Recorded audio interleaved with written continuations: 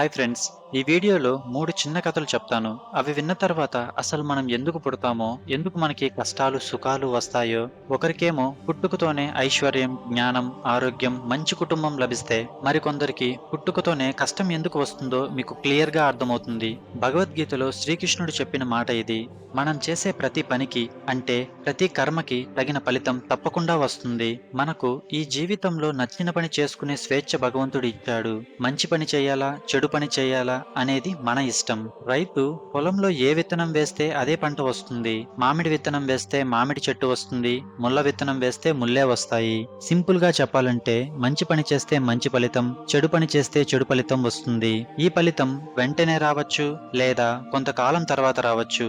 ఈ జన్మలో రాకపోయినా మరో జన్మలో రావచ్చు. కానీ తప్పకుండా నువ్వు నీ కర్మ ఫలితాన్ని అనుభవించాల్సిందే. ఇదే కర్మ సిద్ధాంతం. ఇప్పుడు ఈ కర్మ ఫలితాన్ని స్పష్టంగా అర్థం చేసుకోవడానికి ఒక కథ చూద్దాం. పూర్వం బాలు అనే మంచి వ్యక్తి రాజుగారి సైన్యంలో పనిచేసేవాడు. తనకు వచ్చిన జీతాన్ని చాలా పొదుపుగా వాడుకుని మిగిలినది దాచుకునేవాడు. బాలుకి అదే ఊర్లో సోము అనే స్నేహితుడు ఉండేవాడు.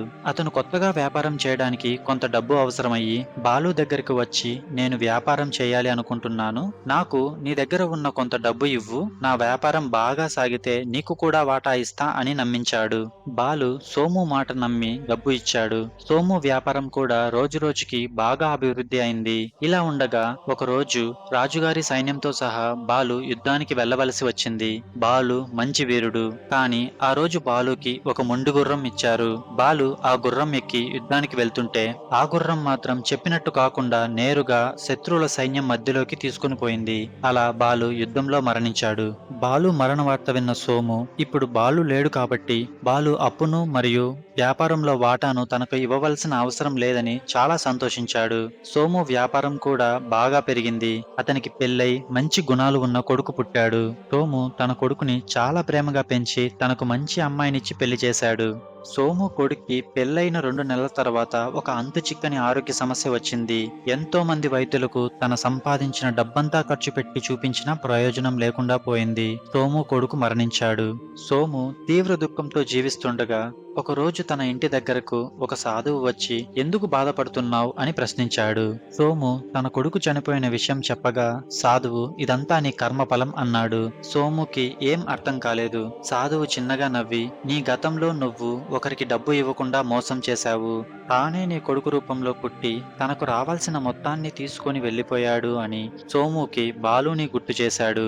సోముకి తన తప్పు అర్థమైంది. స్వామి, మరి ఏ పాపం చేసింది అని నా కోడల్ని ఒంటరి చేసి వెళ్ళిపోయాడు అని అడగ్గా, నీ కోడలు తన మునుపటి జన్మలో ఒక మొండి గుర్రం. తన కారణం చేతనే బాలు మరణించాడు. కాబట్టి ఈ జన్మలో తనను ఒంటరి చేసి మరణించాడు. ఇది నీ కోడలి గత జన్మ కర్మఫలం అని చెప్పాడు. చూశారు కదా, కర్మఫలం అంటే ఇలానే ఉంటుంది. సోము చేసిన చెడు ఎన్నో రెట్లుగా పెరిగి తిరిగి తన దగ్గరకు వచ్చింది. మన జీవితంలో కూడా గత జన్మ కర్మఫలం బట్టి మనకు బంధాలు, కష్టసుఖాలు వస్తాయి. రండి, కర్మఫలం ఎలా ఉంటుందో తెలుసుకోవడానికి మరో కథని చూద్దాం. పూర్వం ఒక రైతు తన భార్య, కూతురితో కలిసి జీవిస్తుండేవాడు. తన కూతురికి చిన్నప్పటి నుండి ఒక కాళ్ల సమస్య ఉండేది. రైతు మరియు అతని భార్య కూతుర్ని చాలా ప్రేమగా చూసుకునేవారు.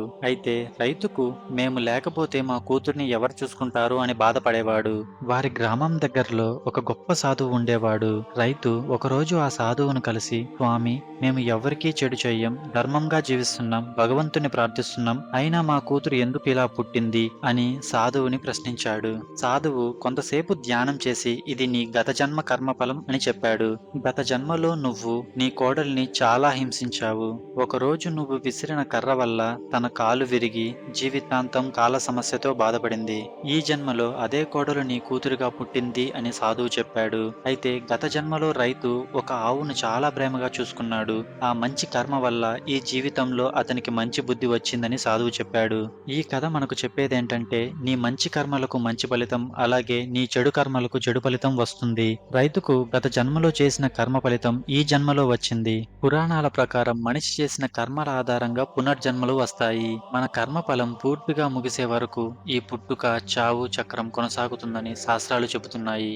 మనిషి ప్రతి జన్మలో కొత్త కర్మలు చేస్తూనే ఉంటాడు. కొన్ని కర్మలకు వెంటనే ఫలితం వస్తుంది. కొన్ని కర్మలకు ఫలితం కొంత సమయం పడుతుంది. కొన్నిసార్లు ఇంకో జన్మలో ఫలితం రావచ్చు. ఇలా కర్మల చక్రం కొనసాగుతుందని పౌరాణిక సిద్ధాంతం చెప్తోంది. ఈ పుట్టుక, చావు చక్రం నుంచి విముక్తి పొందడాన్నే మోక్షం అంటారు. మన గత జన్మ కర్మబలం ఆధారంగా ఈ జన్మలో మనకు బంధాలు ఏర్పడతాయి. అందుకే కొంతమంది మన జీవితంలోకి వస్తారు. కొంతకాలం మనతో ఉంటారు. తర్వాత వెళ్ళిపోతారు. కొన్ని బంధాలు చాలా సంతోషాన్నిస్తాయి. కొన్ని బంధాలు మనకు చాలా బాధనిస్తాయి. ఇవన్నీ గత కర్మలతో సంబంధం కలిగి ఉంటాయని శాస్త్రాలు చెబుతున్నాయి. రండి ఇప్పుడు చివరి కథను విందాం. పూర్వం మాండవ్య అనే మహర్షి ఉండేవాడు. సత్యానికి, ధర్మానికి కట్టుబడిన మనిషి. అడవిలో తన ఆశ్రమం బయట ఒక చెట్టు కింద కూర్చొని రోజంతా మౌనంగా తపస్సు చేసేవాడు. ఒకరోజు రాజబడుల నుంచి తప్పించుకుంటూ కొందరు దొంగలు దోచుకున్న సొమ్ముతో మాండవ్యుని ఆశ్రమంలోకి పరిగెత్తుకుంటూ వచ్చి దాక్కున్నారు. మాండవ్యుడు ధ్యానంలో లీనమై ఉన్నాడు. తనకి ఏమీ తెలియదు. రాజభటులు దొంగలను వెంబడించుకుంటూ వచ్చారు. దొంగలు దోచుకున్న సొమ్ము దొరికాయి. కానీ మౌనంగా కూర్చున్న మాండవ్యుని చూసి భటులు అతని కూడా దొంగలతో కలిసిన వాడని అనుమానించారు. అతను ఎంత చెప్పినా వినిపించుకోలేదు. రాజు కూడా సరిగా విచారణ చేయకుండా అందర్నీ శూలంపై కూర్చోబెట్టి శిక్ష వేశారు. ఏ తప్పు చేయని ఋషి శూలంపై కూర్చొని కూడా తపస్సు మానలేదు మరియు అతని ప్రాణం పోలేదు. రోజుల తరబడి అలాగే ఉండిపోయాడు. చివరకు రాజుకి నిజం తెలిసి క్షమాపణ కోరాడు. శూలం తీశారు గాని దాని కొన శరీరంలో అలాగే ఉండిపోయింది. దాంతోనే మాండవ్యుడు అనిమాండవ్యుడిగా అయ్యాడు. కానీ మాండవ్యుడి మనసులో ఒకటే ప్రశ్న, నేను ఏ తప్పు చేయలేదు కదా, మరి నాకెందుకు ఈ శిక్ష? సమాధానం కోసం మాండవ్యుడు నేరుగా యమలోకానికి వెళ్ళాడు. యమధర్మరాజును, నేను జీవితమంతా ధర్మం తప్పలేదు, మరి నాకెందుకు ఇంత దారుణమైన శిక్ష వేశావు అని ప్రశ్నించాడు. దానికి సమాధానంగా యమధర్మరాజు, నువ్వు చిన్నప్పుడు ఒక పురుగుని గడ్డిపరకతో గుచ్చావు, ఆ పాపానికి వేసిన శిక్షే ఇది అని చెప్పాడు. ఆ సమాధానానికి మాండవ్యుడికి చాలా కోపం వచ్చింది. అది నా చిన్నతనం, ఏమీ తెలియని వయసులో చేసిన పని, దానికి ఇంత పెద్ద శిక్ష అని ప్రశ్నించాడు. ఈ సంఘటన తర్వాతే ఒక శాసనం విధించారు. 14 లోపు పిల్లలు చేసే తప్పులు పాపంగా పరిగణించబడదు. మరియు యముడికి మనిషిగా పుట్టి కర్మలు చేస్తే గాని సరిగా అర్థం కాదని యముడిని మనిషిగా పుట్టమని శపించాడు. మహాభారతంలో యముడే విదురుడుగా పుట్టి తన కర్మఫలాన్ని మనిషి రూపంలో ధర్మబద్ధంగా జీవించి పూర్తి చేశాడు. చూశారు కదా, మన పునర్జన్మకి కారణం కర్మఫలం. ఇలా పుట్టిన మనం ఈ జన్మలో కూడా చెడు కర్మలు చేసి జీవితాన్ని ముగిస్తే ఆ కర్మఫలాన్ని అనుభవించడానికి మళ్ళీ పుడతాము. అయితే మనం ఏం చేయలేమా? ఈ జన్మలో మనకు వచ్చిన కష్టాలను గత జన్మ కర్మఫలంగా భావించి వాటిని అనుభవించాలి. ఈ జన్మలో మంచి కర్మలు మరియు దైవారాధన చేయడం ద్వారా మోక్షాన్ని పొందాలి. ఈ కథలు మీకు ఎలా అనిపించాయి? మీ అభిప్రాయాన్ని తప్పకుండా కామెంట్ రూపంలో షేర్ చేయండి. ఇలాంటి మరిన్ని ఆసక్తికరమైన కథలను తెలుసుకోవడానికి ఈ వీడియోని లైక్ చేసి ఛానల్ను సబ్స్క్రైబ్ చేసుకోండి. జై శ్రీరామ్.